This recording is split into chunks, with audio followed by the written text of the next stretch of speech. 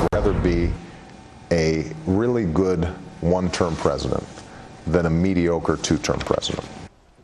It is a little interesting, right? Everyone has been dismissing that quote from the president, saying he really doesn't mean it, right? He can't possibly mean it. I actually think the guy does. I've been saying it for some time now that he does put cause over candidacy, and while he probably would like to be in the White House another 4 years after these four, it's not the end-all and be-all. Well, that's what has Ben Stein very worried. Ben, good to have you. It's good to be here with you always, Neil. This man is the master chameleon of all time. He puts himself as the cause above candidacy. The cause is Barack Hussein Obama. The cause is not health care. The cause is not cap and trade. The cause is not carbon tax. The cause is not deficit reduction. The cause is Barack Obama, and he'll do whatever it takes to make himself powerful and stay in office. That's his cause. Yeah, but then why push all those causes that hurt that Obama brand? And apparently in state after state it hurt him. Because he's not smart enough to know they were going to hurt the Barack Obama brand. I mean, if he can clearly see it now, can't he, Ben? I mean, he can look at I don't know that he can see it. You know something? I don't know that he can see it. I don't know that he can see it, Neil. I worked at the White House. The president is surrounded by ass-kissers and people saying that he's the greatest thing since sliced bread. The president is surrounded by yay-sayers and praisers and entourage. I don't think he does really see clearly how angry people out there in America are, and I think he still thinks he'll do a little whining and self-pity act, and people will suddenly say, "Oh gosh, we have to have him. We'll do whatever he says. Please, Mr. President, don't abandon us." He is just a chameleon. I wonder, though, if there could be a method, assuming that's right, to the madness, then. In other words, that you are... Yeah, there is definitely a method. There's no doubt a method. The method is to promote Barack Obama to be as powerful and as much in the limelight as possible. Look, this guy has done more speeches, more foreign trips to meet with world leaders than any other president in a comparable first year in office.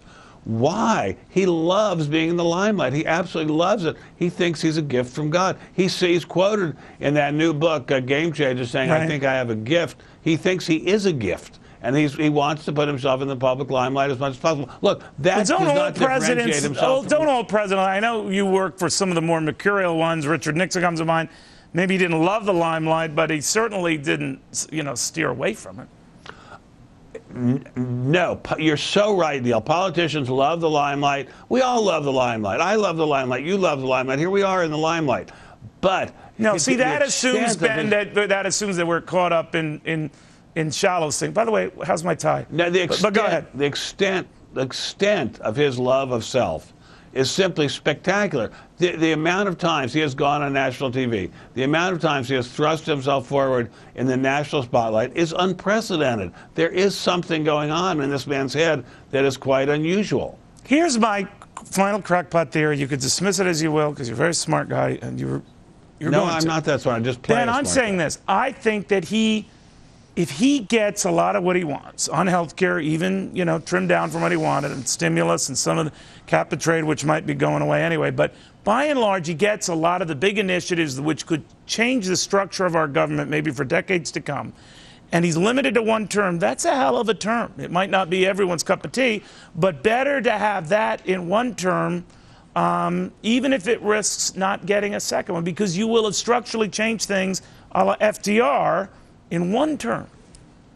FDR had four winning elections, and a successful president will win the next election. An unsuccessful president will not win. There's only been one successful one-term president, James K. Polk. That's it, garnished. If he's successful, if his initiatives really help things, he will not be a one-term president. He'll be a two-term president. But this is a guy who will change for anything. He will change anything. He's not a spiritual leader. He's not Joan of Arc. He is a politician. I mean, he's a very good politician, but he's a politician, and he is a person who loves to be in the limelight. He's not going to walk off the stage quietly.